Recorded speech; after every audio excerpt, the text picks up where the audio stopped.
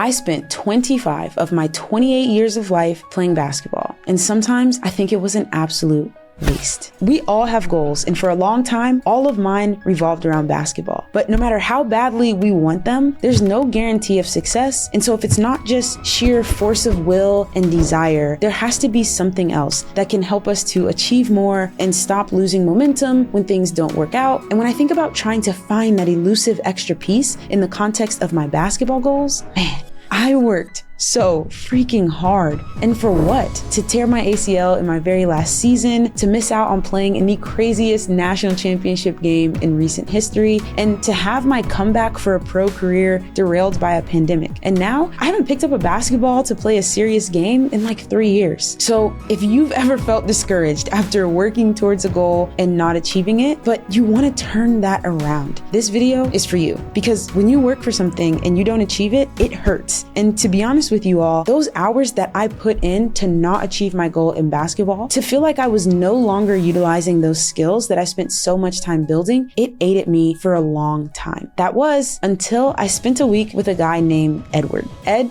shout out to you, my man. Ed coaches basketball, but he does a lot more than that. And I'm just gonna give him the title of smart guy that I should spend more time learning from. Last summer, I returned as a coach to a basketball camp that had a huge impact on me when I was in high school. I felt like giving back would help me to come to terms with my own career being over. And even though Ed and I were both there as coaches, I took just as many notes as the kids. And the framework that I learned that week made me realize that my 25 years of hard freaking work and pushing towards a goal was not wasted. It was practice. Practice for being able to work towards whatever goals I'm going to set for the rest of my life. And I want to share that framework with you because it has truly changed everything. When I first wrote this down, we were in the middle of South Dakota, very first time there, and I was sleeping on a ramen noodle mattress in the dorms. And I'm going to give you what Ed gave me and all of the teenagers in attendance. First, he had us make 2 lists. They were titled Levers and Levels.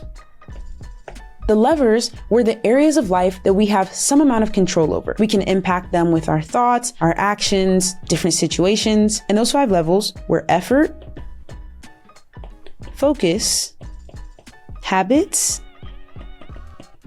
mindset, and standards. Then we have levels, and that's bad, average, good, great, or exceptional.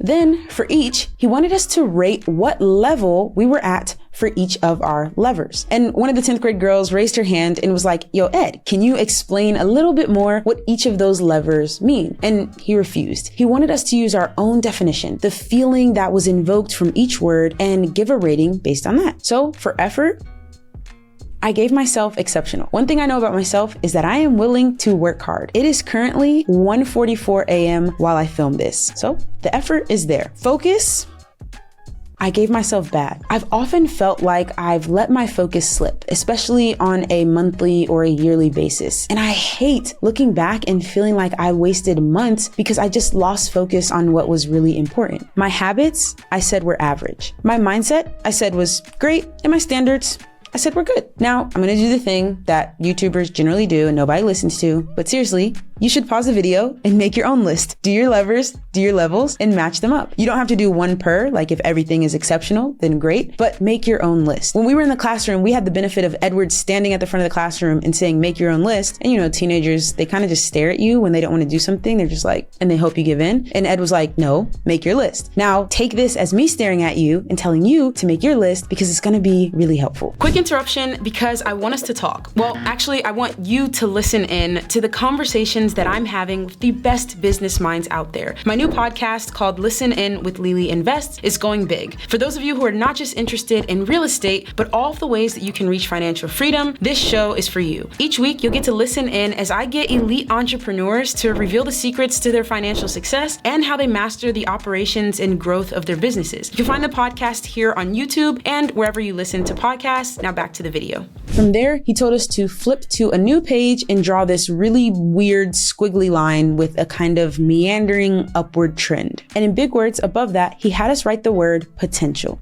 He said that this was the journey to improvement that all of us would have for trying to reach our goals. Some of those journeys would be pretty flat. He gave an example of being 5'2" and hoping to make it to the NBA. Pretty low chance. Then he gave the example of being really gifted at math and science and getting a STEM scholarship to college. Throughout our lives, we'd have many different goals, and they all had different potentials for success or failure, but each would following this kind of meandering journey from start to finish. What that journey looked like, though, was determined by the 5 levers. The low point was based on your standards. These are the things that you just will not do, the level that you just will not fall lower than. In order to help us think through our standards, Ed asked the group, what is it that you will not allow of yourself? And I immediately thought, I don't allow buckets. Now, I'm not very tall, so I didn't get a lot of blocks during my playing career, but anyone who's lived with me knows that if you try to throw something in the trash can around me, I will swat it out of there and yell, I don't allow buckets. My standard is I just can't allow anybody to get an easy one on me. Other examples of goal-based standards were things like the minimum amount of time that you'd spend studying for a test, the minimum amount of customer service that you're going to provide in your business, the minimum amount of time that you're going to spend with your family. High or low standards, this entire journey sits on top of that line. Then you've got these moments where your journey curves upward. And this is how much progress you can make towards your goal in one good push. Edward had us guess which lever that was based on, and it was effort, which makes sense.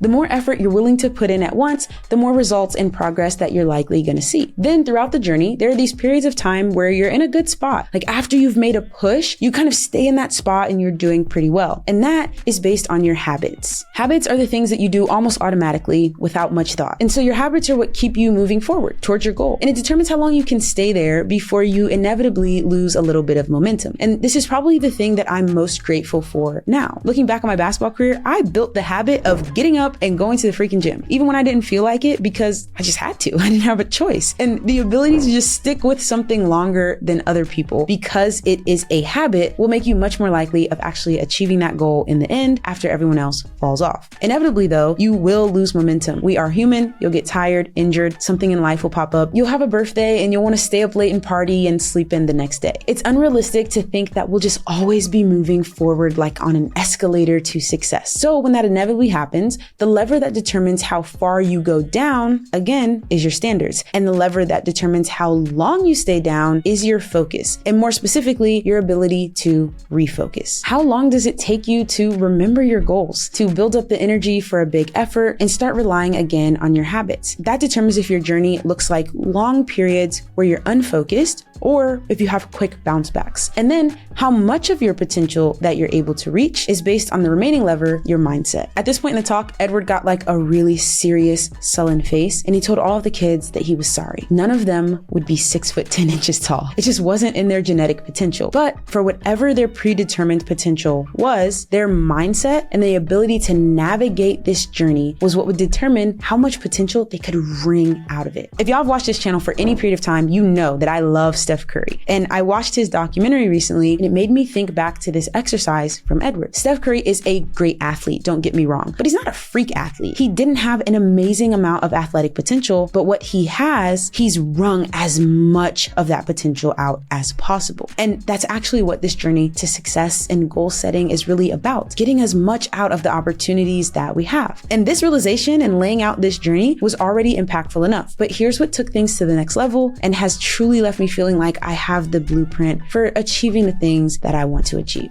Don't forget about this. I hope you wrote this down, but for now, flip back to your list of levers and levels. Whatever things you were great or exceptional at, those are the stages in your journey to double down on. When you are in those modes, that's your time to make as much progress as possible because you've got a competitive advantage and you are just in your zone of genius. And whatever levers you were bad or average at, those are the stages where you need systems to help you. You need an accountability buddy or a habit tracker, or you need to go to a different environment when you feel that way. For me, I remember the exact moment when I realized that I needed help keeping my focus. I was looking through my desk drawer one day and I was just trying to find something, and I came across a piece of paper that had an old goal written on it. It had been about 18 months since I put that paper in my drawer, and as I read the goal, I started to feel that same excitement and desire that I had when I initially wrote it. I still wanted it, but then I realized that I had forgotten and I'd gotten distracted by the rhythm and responsibilities of day-to-day life, and therefore my chance of accomplishing that goal was just slipping through my fingers like sand. I know that I need extra support with staying focused, and I don't want months to pass while I forget where I'm trying to go. So